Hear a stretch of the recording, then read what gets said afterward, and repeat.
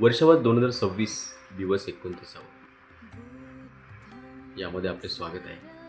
आजचा विषय संघम शरणम गच्छामी, चांगल्या सहवासाची शक्ती. नमो बुद्धाय. आज वर्षावासाचा 29वा दिवस आहे. गेल्या 2 दिवसात आपण त्रिशरणातील 2 महत्त्वाची शरणे समजून घेतली आहे. बुद्धं शरणं गच्छामी आणि धम्मं शरणं गच्छामी.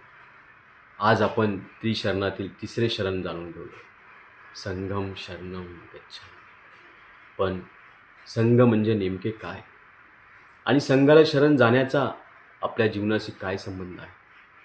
भगवान बुद्धांच्या काळात संघ म्हणजे धम्माचा अभ्यास आणि आचरण करणाऱ्या भिक्षुनींचा समुदाय होता. आज व्यापक अर्थाने बुद्धांचा धम्म समजून घेणारे, आचरणात आणणारे आणि इतरांनाही धम्माच्या मार्गावर प्रेरणा देणारे साधकांचा समुदाय म्हणजे संघ. संघ आपल्याला एक महत्त्वाची गोष्ट शिकवतो. आपला सहवास आपल्या जीवनावर परिणाम करतो. आपण ज्या लोकांसोबत जास्त वेळ घालवतो त्यांचे विचार आपल्या विचारावर परिणाम करतात. त्यांची सवयी आपल्या सवयीवर परिणाम करतात. त्यांची भाषा आपल्या भाषेवर परिणाम करते. आणि हळूहळू आपला सहवासच आपल्या व्यक्तिमत्त्वाचा एक भाग बनतो. म्हणूनच भगवान बुद्धांनी कल्याण मित्रत्वाला विशेष महत्त्व दिले आहे. चांगला मित्र म्हणजे फक्त सुखाच्या वेळी सोबत असणारी व्यक्ती नाही. चांगला मित्र तो जो आपली चूक प्रेमाने दाखवतो, जो आपल्याला चुकीच्या मार्गापासून दूर ठेवतो, जो आपल्याला चांगले करण्याची प्रेरणा देतो, जो आपल्याला दुःखात आधार देतो आणि जो आपल्या प्रगतीचा मनापासून आनंद मानतो. आज स्वतःला एक प्रश्न विचारा, माझा सहवास मला कोणत्या दिशेने घेऊन जात आहे?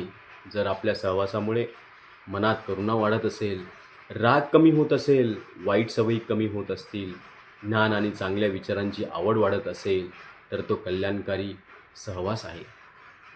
पण जर एखादा सहवास आपल्या व्यसनाकडे, द्वेषाकडे, लोभाकडे आणि चुकीच्या कृतीकडे किंवा नकारात्मक विचारांकडे घेऊन जात असेल, तर त्या सहवासाचा पूर्ण विराम करणे आवश्यक आहे. लक्षात ठेवा, चांगला सहवास आपल्याला बदलण्याची शक्ती देतो. कधीकधी आपल्याला धम्म समजतो, पण आचरणात आणताना आपण थांबतो. तेव्हा संघ आपल्याला प्रेरणा देतो. आपण एकटे ध्यान करतो, पण सातत्य राहत नाही. तेव्हा चांगला सहवास आपल्याला पुन्हा मार्गावर आणतो आणि एखादी चांगली सवय सुरू करतो. पण काही दिवसांनी सोडून देतो. तेव्हा संघाची साथ आपल्याला सांगते, थांबू नका, पुढे चालत राहा. म्हणून संघ म्हणजे केवळ लोकांचा समूह नाही. संघ म्हणजे धम्माच्या मार्गावर एकमेकांना आधार देणारा सहप्रवास आहे. आज आपल्या आयुष्यातील अशा 3 व्यक्तींचा विचार करा, ज्यांच्यामुळे आपण चांगले झालो, ज्यांनी आपल्याला योग्य मार्ग दाखवला, आणि शक्य असेल तर त्यांचे आभार माना. कारण आपल्या जीवनातील प्रत्येक चांगल्या बदलामागे कुणाचा ना कुणाचा सहवास असतो.